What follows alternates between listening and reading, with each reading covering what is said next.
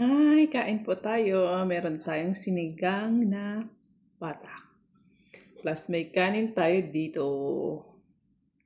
Kain po.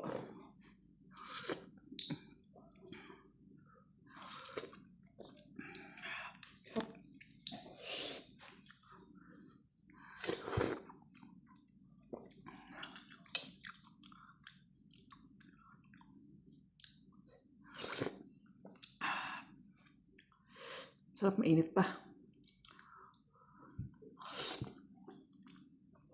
Tama lang, masim-asim. Pasensya na at wala akong wala akong nag-ayos ng sarili.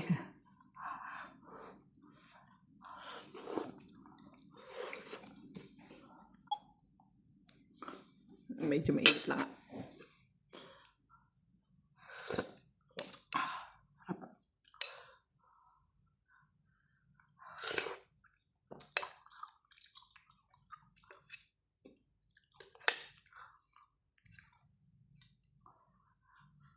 Bukod sa mahilig ako magluto, mahilig ako kumain.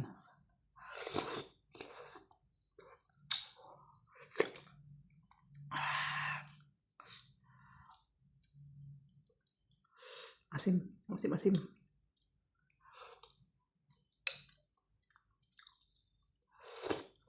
Tama-tama to sa kanin. May kanin ako dito. Ayos to.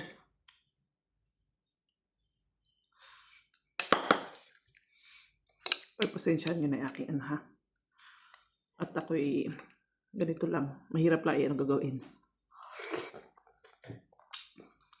Kaya hindi magandang setup.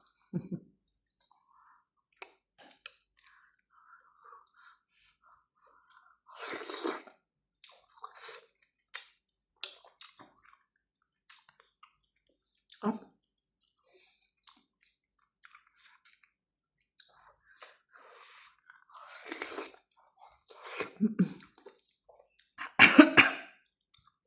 Luwa pa eh.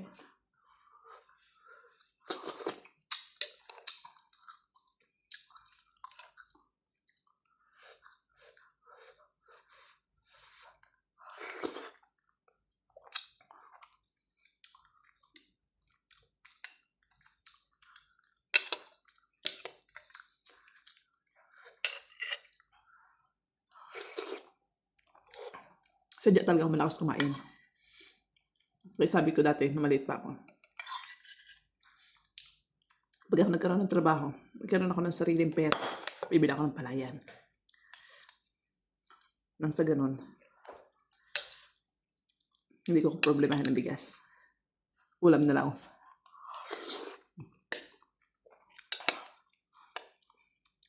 Sa isang linggo, nakaka 2 kilong bigas ako. Ako lang yun. 2 kilong bigas, minsan kulang pa yun. Depende pa yun. Sa 2 kilo na yun, isang beses lang ako mag-rice, isang beses sa isang araw.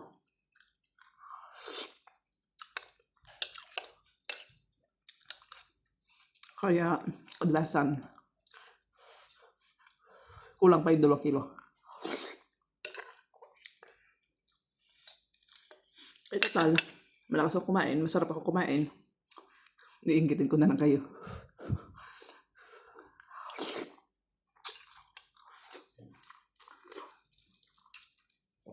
Aside from documentary, maano din ako magpanood ng mga vlogs tungkol sa pagkain.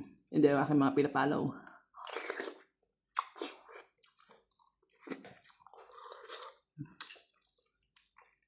Basta mahilig talaga ako sa pagkain. Kaya lang alang sa pagkain, nagsisikap ako. Takot ako magutom.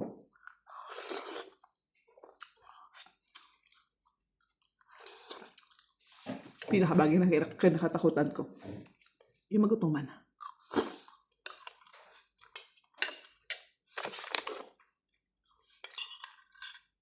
Hindi ko alam kung bakit, pero takot ako magutom. Takot ako na wala akong pambiling bigas. Siguro dahil sa mga dating karanasan. Pero takot akong bumalik sa dating hirap ng buhay.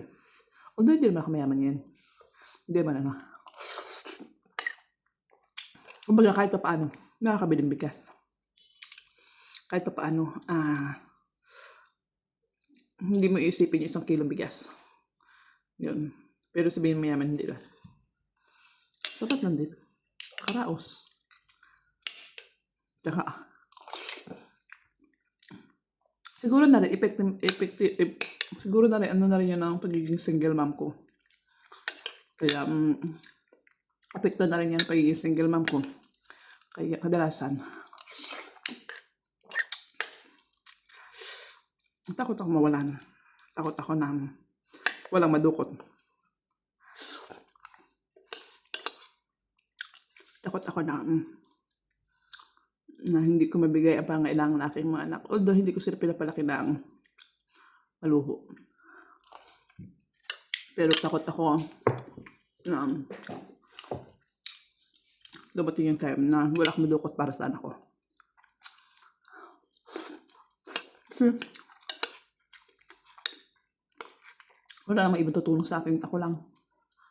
Sarili ko lang.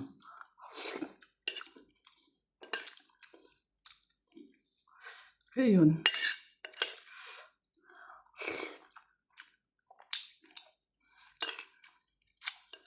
Matuto ako na